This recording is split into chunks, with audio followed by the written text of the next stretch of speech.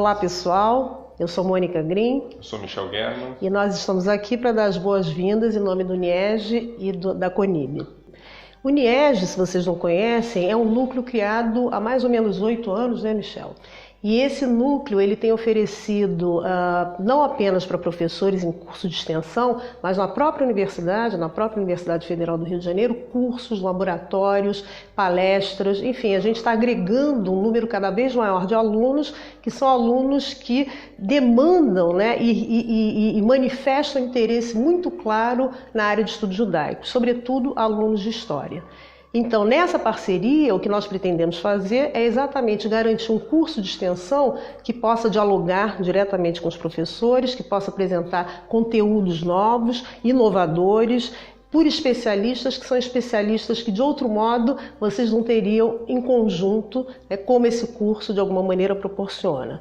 Eu acho que o interesse desse curso e o valor desse curso consiste, sobretudo, na possibilidade de que ele pode alcançar professores e educadores não apenas nas regiões mais centrais, ou seja, no Sudeste, São Paulo, Rio de Janeiro, mas, ao contrário, ele pode chegar a professores e formadores na área de estudos judaicos que necessitam de uma interlocução maior, né, para melhorar, para alavancar, né, o seu conhecimento, a sua capacidade de formação, né, de alunos, sejam em escolas, em centros culturais, em clubes, enfim, onde existe alguma forma de relação ensino-aprendizagem, enfim, nessas regiões, nessas cidades do Brasil. Esse projeto é um projeto que pretende trazer, né, os maiores especialistas na área de estudos judaicos, né, e são poucos no Brasil, mas o que nós conseguimos reunir nesse curso são os melhores. Né, são grandes especialistas, todos doutores na sua área, com teses que são teses sobre temas que são temas da área de estudos judaicos. Então vocês vão ter um repertório, vocês vão ter a possibilidade não apenas de apreender, né, uma série de novas questões, talvez questões que surpreendam vocês, como vocês também vão poder participar, enfim, com formas alternativas de interlocução, através de fóruns que a gente vai organizar, ou através de dúvidas que vão ser tiradas pela monitoria desse curso. Michel, fala um pouquinho também sobre... Esse curso, na verdade, é um curso muito ousado, porque é um curso de muita qualidade, né? É um curso que vem tentar resolver um problema, que é um problema que está se transformando crônico na sociedade, na comunidade judaica do Brasil, que é a falta de possibilidade de formação continuada, né? Eu acho que a gente está tentando resolver isso convidando os maiores especialistas no tema, né? Uma coisa que eu acho que é importante é que tem muita inovação acontecendo nos últimos anos na perspectiva de historiografia, em forma de se pensar história, em forma de se entender judeidade, se entender educação judaica, e a gente quer trazer aqui essas possibilidades de que os nossos alunos tenham contato com essas novas demandas, com essas novas possibilidades, com essas novas abordagens. Então não é um curso daqueles cursos em que a gente vai dar mais conteúdo para que as pessoas possam estudar. É um curso que quer fazer com que os nossos alunos entendam as novas abordagens, as novas questões sobre educação judaica no Brasil e no mundo. E além disso, né, eu acho que esse curso talvez traga algo muito interessante, que é estimular, né, é promover uma espécie de interesse entre professores, que são professores de história em geral, ou professores de história judaica especificamente, mas o interesse exatamente no fato de que esse campo, essa área, né, essa área de estudos judaicos é uma área que pode ser extremamente sofisticada, ela pode trazer questões que são questões que dialogam com outros campos, né, e dialogam sobretudo com a historiografia. Então não é uma área à parte, não é uma área marginal, não é uma área que está além ou aquém, enfim, do mainstream, né, acadêmico, mas ao contrário é uma área que pode ser tratada de uma perspectiva acadêmica bastante sofisticada. E é um pouco isso que a gente quer fazer. A gente quer poder trazer questões para as quais vocês vão se disponibilizar, vocês vão refletir, né, sobre essas questões, e a partir dessa reflexão vocês vão poder passar adiante, vocês vão poder encaminhar, né, todas essas novidades para os seus alunos, né, para aqueles que participam de alguma forma de interação, de alguma forma de aprendizagem com vocês. E isso, obviamente, estimula também aqueles que ainda não são professores, né, na área de estudos judaicos ou na área de história e que possam eventualmente se especializar ou tomar o gosto ou achar que podem levar adiante um projeto que é um projeto, enfim, de pós-graduação, um projeto que permita que a gente produza cada vez mais especialistas na área de estudos judaicos no Brasil, que é um pouco essa a nossa finalidade, que é um pouco a finalidade do NIEG. A gente não está pedindo licença para entrar, né? A educação judaica, ela tem que ter um núcleo judaico de qualidade e excelência. Então a gente está dando sentido a isso. Exatamente. Para maiores informações sobre o andamento do curso, sobre como ele está organizado, como ele está estruturado e quais são os deveres, né, digamos, relativos ao curso, sobretudo para a certificação, né, que é uma certificação da UFRJ, vocês vão ter na própria plataforma uma orientação mais específica. Bom, a gente deseja a todo mundo sucesso no curso e que aproveitem o máximo possível essa excelente oportunidade. É isso aí. Muito sucesso a todos. O tema que trataremos hoje é o tema da identidade.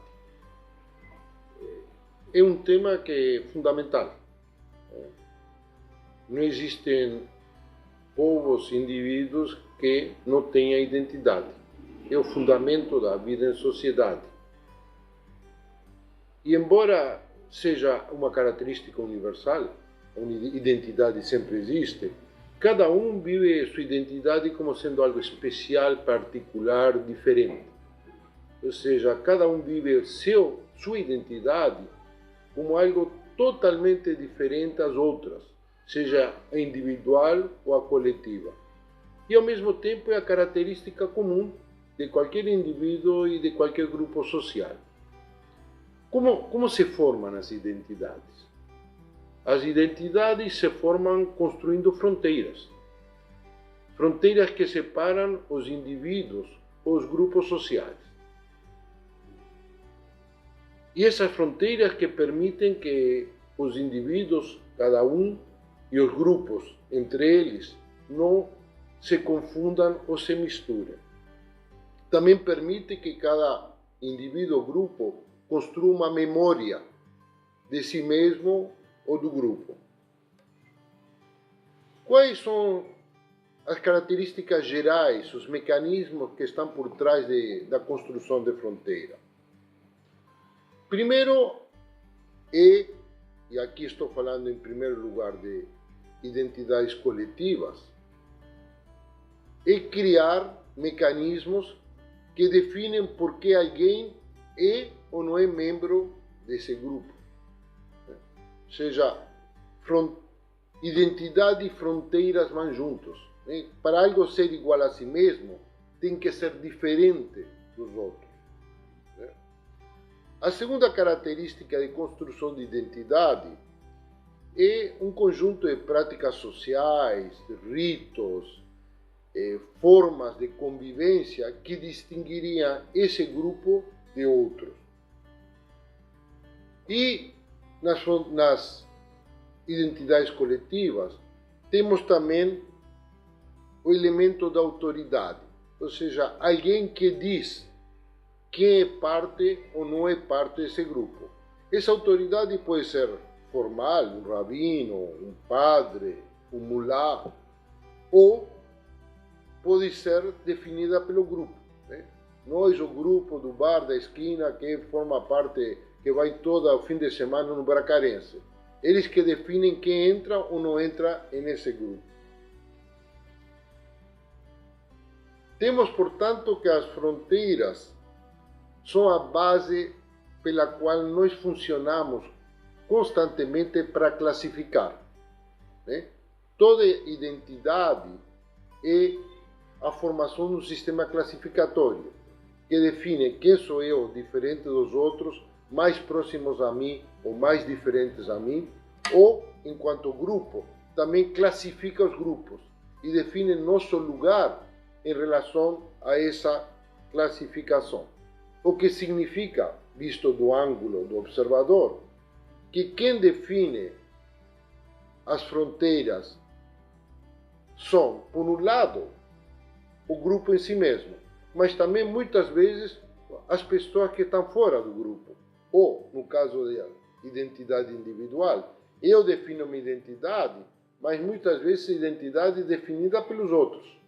Então, a identidade é sempre uma dinâmica complexa, onde participa o indivíduo e o grupo ativamente para se definir, né, a si mesmo ou ao grupo, mas também está o olhar do outro. E, dependendo do caso, o olhar do outro é definitivo, né? Peguemos o exemplo do racismo, né? O racismo surge, por exemplo, o racismo contra os negros, a partir do olhar do branco que se define com poder para definir o que seja negro e quem participa desse grupo. Esses elementos universais que eu caracterizei agora definem uma característica das identidades. As identidades são sempre contingentes, ou seja, dependem de circunstâncias históricas, sociais e psicológicas. Embora cada indivíduo se veja a si mesmo como algo excepcional, fundamentalmente, ele é produto de circunstâncias que ele não escolheu. O momento que ele nasceu, a família que ele nasceu, o país que ele nasceu, são sempre contingentes, né? Não são escolhidos pelo indivíduo. Mas os indivíduos vivem sua identidade como algo interno, quase inato, como um fenômeno natural, quando na realidade são fenômenos históricos socialmente construídos. Nenhuma identidade é anterior à história dessa identidade, às dinâmicas sociais que levaram a que essa identidade seja formada de um jeito ou de outro. Ou seja, para entender a identidade, inclusive quando a gente educa, tem que entender em termos de filiação. Ou seja, eu passo a existir quando estou filiado a alguém. Eu tenho um pai e uma mãe que definem quem eu sou. Quando o ser humano nasce, ele não tem identidade. Essa identidade é um processo constante de construção, primeiro na família, no mundo moderno também no sistema escolar, que vai dizendo para esse indivíduo, né, que você se filia a. Né? Você é filho de papai e mamãe tal, né, numa família de classe social X, que depois foi educado em tal ou qual escola, que escolheu ter tal ou qual profissão, então você passa a ser médico, né, que passam a ser características depois do indivíduo, que ele vive como sendo inatas. Mas nenhuma desses elementos são inatas. Né? O indivíduo em si, o componente individual na construção da identidade é sempre menor. A gente vai voltar sobre esse tema.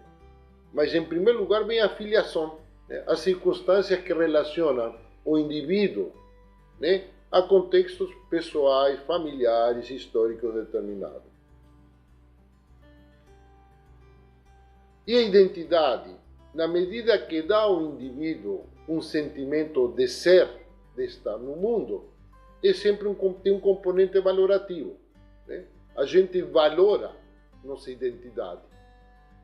E, dependendo das circunstâncias, desvaloriza ou valoriza menos as identidades dos outros.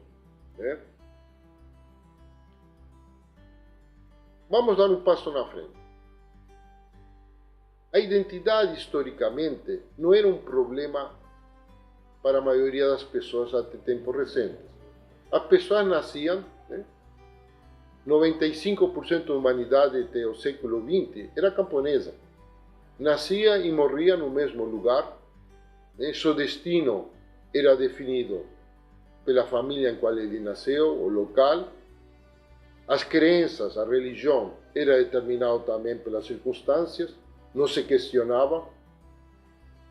Portanto, as pessoas não viviam o tema de sua identidade como algo problemático. Era um fato, um dado existencial determinado pelo destino. Só nos tempos modernos que a identidade passa a ser um problema, que passa a ser vivida como algo não totalmente dado. Por quê? Porque o mundo moderno diz que o indivíduo, ele tem autonomia, racionalidade, liberdade para decidir quem ele é. O que é, obviamente, um avanço para aqueles que acreditamos na liberdade individual enorme, mas cria um problema. Aquilo que era dado deixa de ser dado. Porque se eu tenho liberdade e autonomia, eu tenho o direito a me perguntar se eu quero continuar participando dessa filiação que o destino me otorgou. Ou seja, a liberdade individual passa a se contrapor, de fato, com a identidade coletiva. Porque a identidade coletiva sempre foi um dado histórico, algo dado pelo externo. A minha identidade individual era igual à identidade coletiva. Eu nasci na Provence, de uma família camponesa católica, e você da Provence, de uma família camponesa e católica. Eu nasci no gueto de Roma e vou viver no gueto de Roma. Você é judeu, pelos dados de minha biografia, não se questionava esse elemento da liberdade. Só nos tempos modernos que a liberdade passa a ser um valor que passa a questionar a identidade coletiva e passa a criar tensões entre a identidade individual e a identidade coletiva. E passa, portanto, a criar um discurso, uma narrativa sobre identidade individual.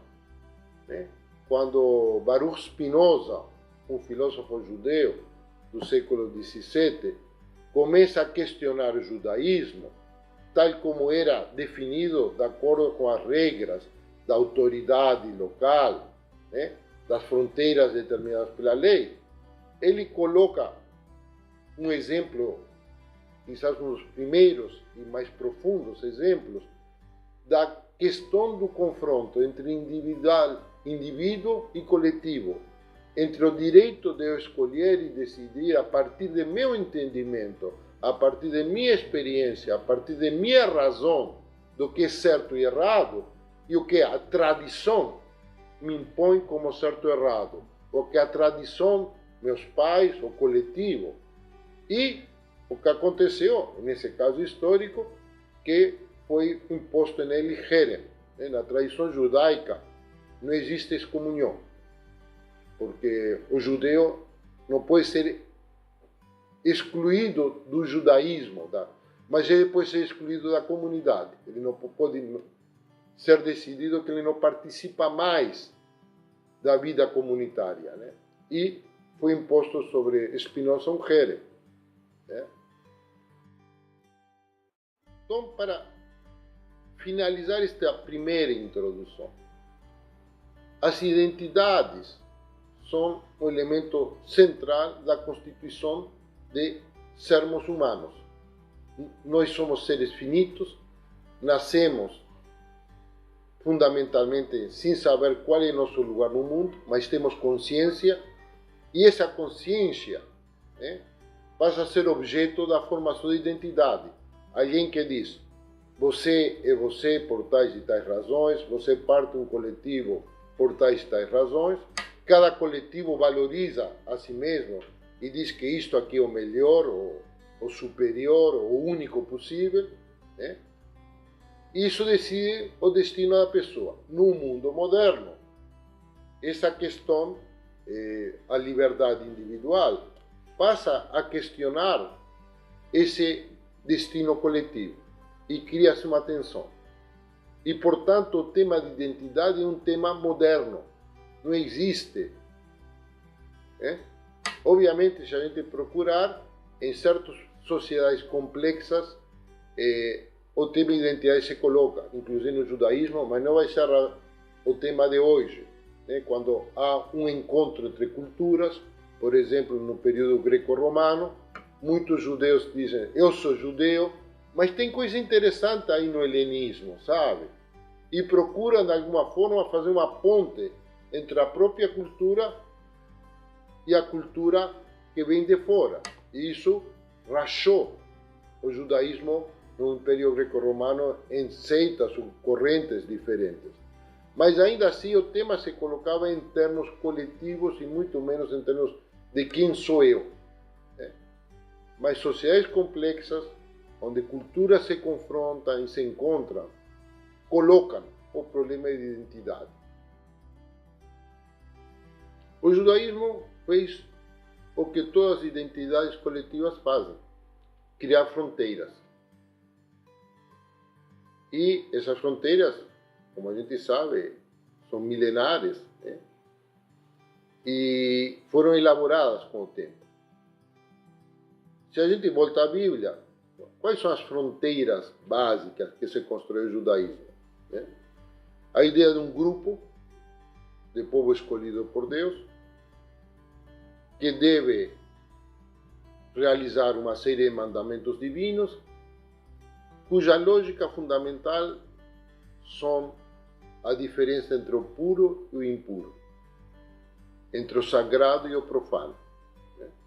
Tem uma série de comidas que não se comem e outras que se comem. Tem o sábado e os dias hábeis. Tem uma série de regras, inclusive, que dizem respeito à mulher e cuidados da mulher em períodos de menstruação, e outros que não devem ser cumpridos. Ou seja, uma série de regras que definem o grupo enquanto grupo e o diferenciam dos outros grupos. E em torno disso, uma mitologia, uma narrativa, que vocês prefiram chamar, que conta por que essas regras, por que essa separação entre nós e eles tem um sentido, no caso do povo judeu, um sentido histórico, né? Que faz dos judeus judeus, enquanto os outros povos, como está escrito na própria Bíblia, são outros povos. Né? Como toda identidade, é uma série de recompensas se você parte do grupo. Algumas recompensas em certo grupo, ser campeão da Taça Brasil, né? E nas grandes religiões, obviamente, é uma vida futura, seja um outro mundo, seja em uma reencarnação futura, quando chegará o Messias.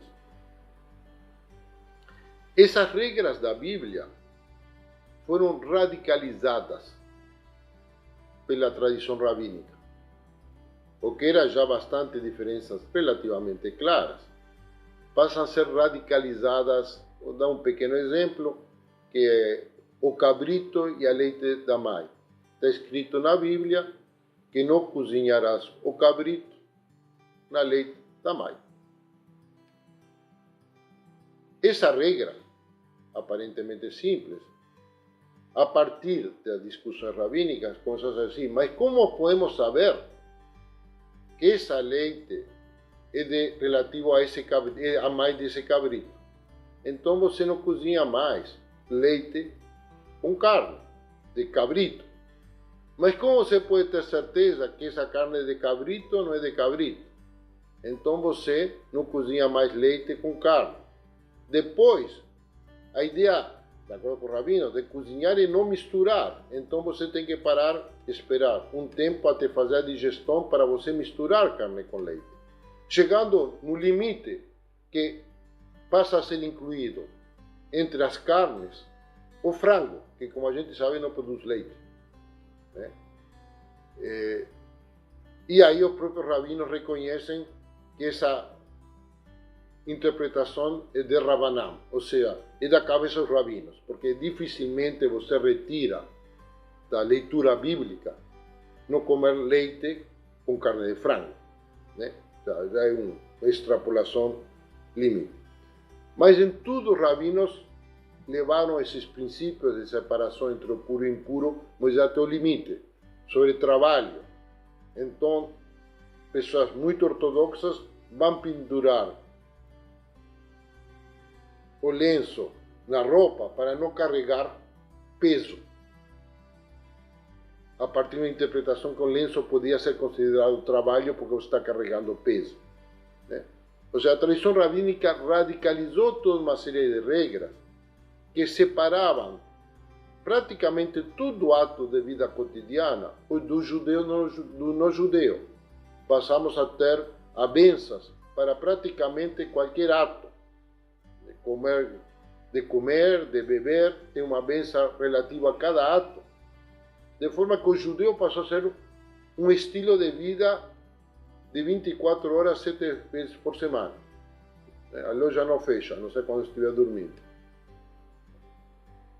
O que foi extremamente, vamos dizer, funcional em condições de diáspora, onde os judeus, porque o que diferencia na prática os povos é o território. Óbvio que cada território tem sua cultura, sua forma de comer pão ou não comer pão e assim por diante. Mas a vida no território é que delimita muito das características de um grupo. E a gente sabe isso no Brasil. A população, as pessoas que vivem na fronteira com o Uruguai já misturam um pouco com o espanhol, né? Cria-se uma espécie de cultura de fronteira. Mas normalmente as pessoas que vivem no território vivem naturalmente o ser da identidade coletiva desse território porque estão na convivência diária. Os judeus não tinham mais território. O que eles tinham uma série de regras que criavam um território virtual. Ou seja, o povo judeu, a tradição rabínica, criou um território virtual que substitui a inexistência de um território espacial. Tanto é assim que, por exemplo, em Israel, quando muitas das pessoas que chegaram a Israel acharam que era o caso de abandonar todas essas regras. Porque agora que temos território, não precisamos manter toda uma série de regras que só teriam sentido na vida diaspórica. O que nos faz judeus que vivemos aqui no território judeu. Ponto. E praticamente todas as grandes figuras que a gente conhece da história de Israel até 1960, de Moshe Dayan a Ben Gurion, passando por Yitzhak Rabin, não tinha nenhuma prática judaica tradicional. Muito antes, pelo contrário, até fazendo uma certa questão de não praticar. Esse judaísmo rabínico afirmou, portanto, um sistema de fronteiras muito mais rígido do que já estava na Bíblia. Primeiro, quem pertence ao povo judeu. E afirmou o princípio de que a principal regra é ter mais judaica. O que já foi uma interpretação histórica, porque o povo judeu bíblico é patrilinear. Os patriarcas, Moisés, Salomão, David, todos eles casaram com nós judias. A tradição, inclusive até hoje, os sacerdócios, ou seja, Cohen, seriam os sacerdotes do antigo templo e que mantiveram o nome Cohen e são considerados, portanto, descendentes dos antigos sacerdotes, se mantém via patrilinear. Ou seja, a patrimonialidade foi, durante muito tempo, central no povo judeu. Mas, por razões que não é aqui o caso, os rabinos transformaram a regra para a matrilinealidade. Aceitaram, sim, a conversão, ou seja, na tradição judaica não há um componente racial, biológico, no sentido moderno da palavra. Portanto, permite a conversão a partir de uma série de regras bastante rígidas que definem como deve ser feita a conversão. E criaram uma figura que não existia na Bíblia, que é o rabino.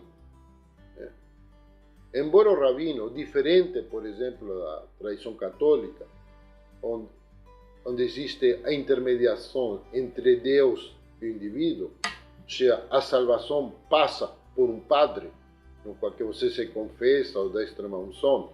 No judaísmo, o rabino não tem nenhum poder específico, do ponto de vista mais teológico. Na prática, os rabinos tinham um monopólio de poder sobre definir as regras de interpretação da tradição judaica. Pois bem, esse judaísmo rabínico tradicional implode com a modernidade. Em primeiro lugar, porque implodiram as bases sociais onde o judaísmo existia. O judaísmo, embora eu disse que não tinha um território, de fato, os judeus viviam em concentrações e a partir do gueto de Veneza, inclusive muitos deles foram guetificados, excluídos territorialmente. Então, embora os judeus não tivessem um território no sentido forte no Estado Nacional, eles sim tinham um espaço de convivência extremamente intenso. Com a Revolução Francesa, a emancipação, chamada emancipação judaica, os judeus passaram a ter a possibilidade de conviver plenamente e participar da vida social, porque o judeu não só era excluído, muitas vezes até territorialmente e concentrado em guetos, mas também era excluído de muitas profissões, de ser proprietário de terras e assim por diante. Com a modernidade, os judeus, não o judaísmo, os judeus passam a ter uma possibilidade enorme de mobilidade e ascensão social. Passam a se integrar de fato na convivência diária, de igual a igual com o meio ambiente. E a segunda coisa, os judeus absorvem com a modernidade a ideia de que somos indivíduos livres, autônomos e temos que usar a razão para definir quem somos, o que obviamente leva rapidamente a fragilizar a autoridade rabínica e o controle social. Porque um componente central na história judaica, obviamente, como em qualquer outro grupo social, é o controle dos pares. A vida social, Espera aí, um flamenguista que vai ver um jogo do Botafogo, aí a turma fica chateado. O controle social sempre foi fundamental na manutenção de identidade. A cobrança, Pô, isso se faz, isso não se faz. O judaísmo moderno separou os judeus do judaísmo, os judeus e o judaísmo, e os judeus de uma fonte de autoridade última. Os judeus e o judaísmo, porque na tradição judaica rabínica havia uma identidade praticamente total entre o que seria ser judeu e o que as pessoas deveriam praticar. E à medida, obviamente, havia bons judeus e maus judeus, alguns judeus que seguiam totalmente à risca as leis rabínicas e outros que seguiam menos. Isso, na verdade, que definia quem que era um bom judeu ou um mau judeu, da proximidade ou distância do que era definido como o cânone de ser judeu. A segunda separação separou no cotidiano os judeus do judaísmo. Em que sentido? Que para a maior parte das pessoas, o judaísmo passou a ser um componente menor no cotidiano delas. Na medida que eles se integraram no que a gente chamaria a sociedade não judia, a sociedade mais ampla, essa convivência passou a se dar, em grande medida, totalmente fora do que podemos chamar uma experiência judaica. O judaísmo passou a ser um judaísmo de tempo parcial, no melhor dos casos. E, em terceiro lugar, separou os judeus de uma autoridade, porque enquanto eles viviam agrupados e separados do resto da sociedade, havia uma aceitação tácita da autoridade rabínica. Inclusive porque a não aceitação teria um custo enorme. Esse elemento praticamente desapareceu na vida judaica moderna. Ninguém mais tem medo do que o rabino vai falar ou não vai falar. Ou mesmo do que os outros vão falar ou não vão falar. Esse encontro entre a modernidade e o judaísmo rabínico tradicional implode o judaísmo rabínico e leva a que os judeus comecem a procurar novas narrativas, novas, se quiserem, racionalizações de por que alguém continua sendo judeu, eu diria quase, apesar de ser moderno. Obviamente que a versão não é essa, a versão oficial é como continuam sendo judeus e modernos. Em casos extremos dessa polarização, que começa a se dar entre modernidade e judaísmo, no caso extremo, que é do comunismo, do movimento Bund da Europa Oriental, em grande medida, o que se faz é dizer o seguinte: o que caracteriza o judaísmo são seus valores universais. O discurso profético da justiça, da paz, e, portanto, ser um bom judeu é ser um bom internacionalista que quer a confraternização de todos os povos e, portanto, ser judeu está na origem, mas não está mais no fim. Ou seja, a visão mais messiânica, de esquerda, do judaísmo do século XX, o judaísmo era respeitado como um ponto de partida, mas para poder sair no limite do judaísmo, sejamos claros, sair do judaísmo não para cair em uma outra identidade similar, é para cair em uma nova identidade idealizada, universalista, de pessoas que não têm pátria. Porque a pátria é o internacionalismo proletário, o socialismo. O judaísmo, no limite, deixa de existir, se realiza. Que não é muito diferente, eu diria, do sonho messiânico. A ideia do sonho messiânico é que haverá paz e convivência entre todos.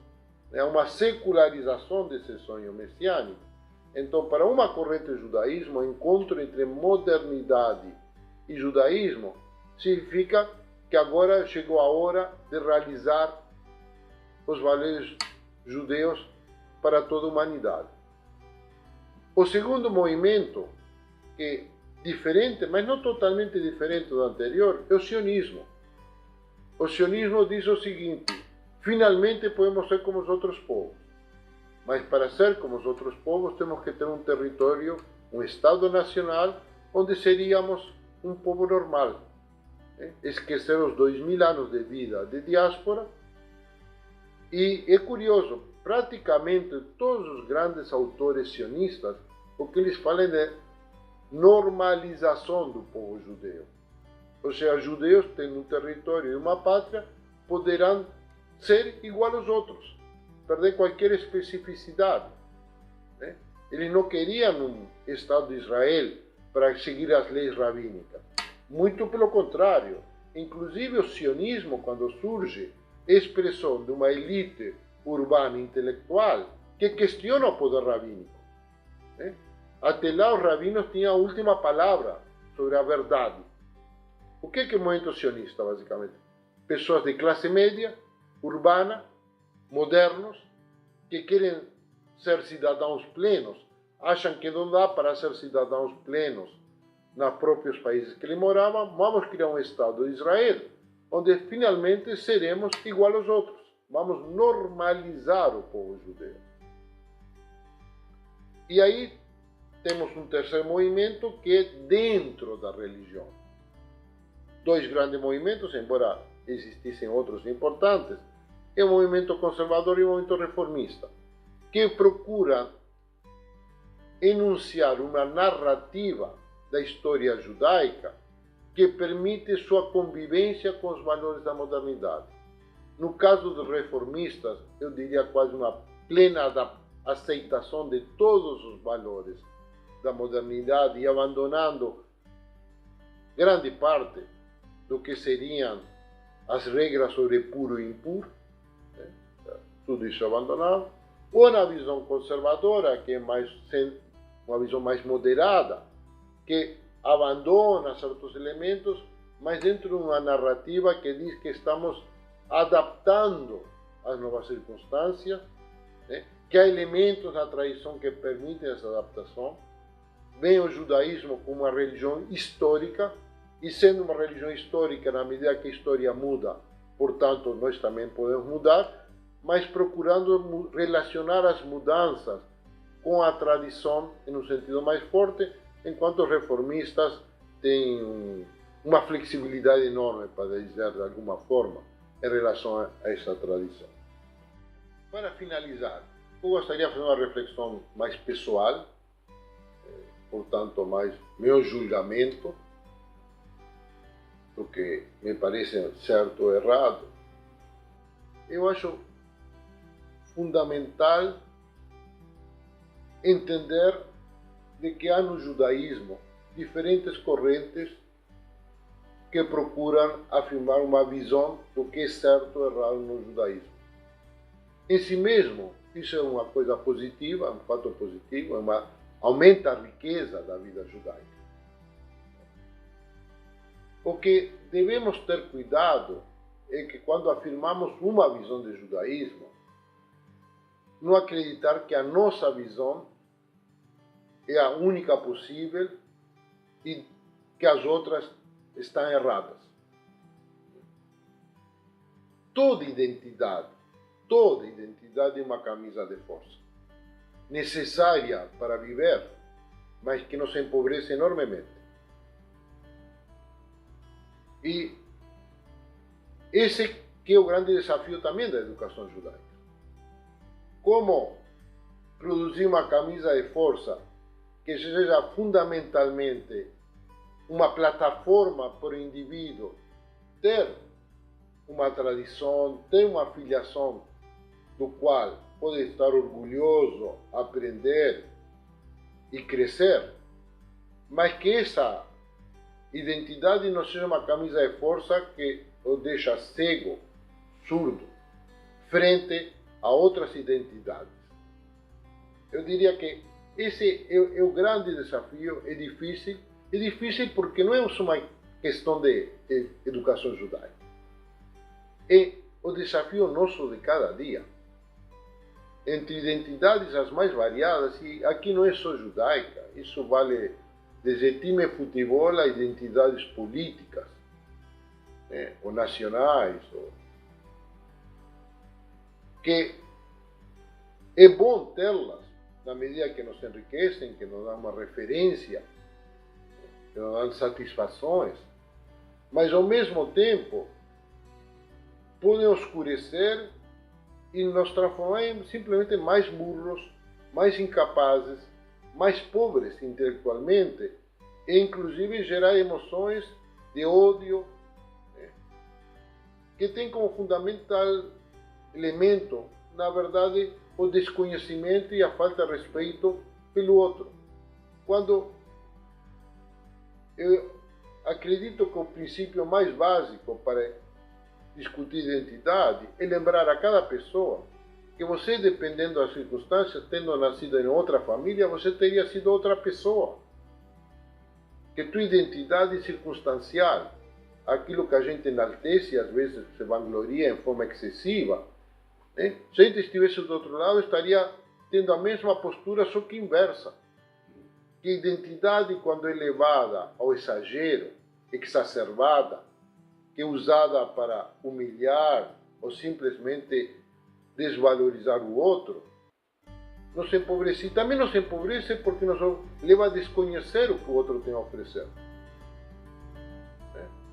Nos leva a desconhecer, se você é um judeu ultra-ortodoxo, a literatura Yiddish, que é uma riqueza enorme dentro da cultura judaica. Nos leva a desconhecer outras músicas, outras formas de arte, que são fundamentais da experiência humana. E embora sabemos que não há uma identidade humana no sentido forte, quem sabe um dia a humanidade chegue lá, né? Porque a humanidade ainda é formada por identidades parciais. Né? Eu entendo, e não adianta se iludir, porque foi uma ilusão no século passado, de acreditar que existe sim uma identidade universalista, internacionalista, de amor entre os povos. Não chegamos lá. Né? Mas que esse horizonte deve ser o horizonte tanto individual e coletivo, e único de convivência possível. E se algo ensina a história judaica, é que quando as pessoas se fecham nas suas identidades e lhes dá direito a desconhecer, maltratar, desrespeitar o outro, é ruim. Foi ruim para os judeus, mas é ruim para todos os povos. Como é ruim o racismo, se alguém é desrespeitado pela cor da pele, ou porque torce outro time, ou porque é de outra linha religiosa, ou outra linha política. A identidade pode ser uma base para demonizar o outro. E isso deve ser combatido, ao mesmo tempo que temos que reconhecer que precisamos de identidade.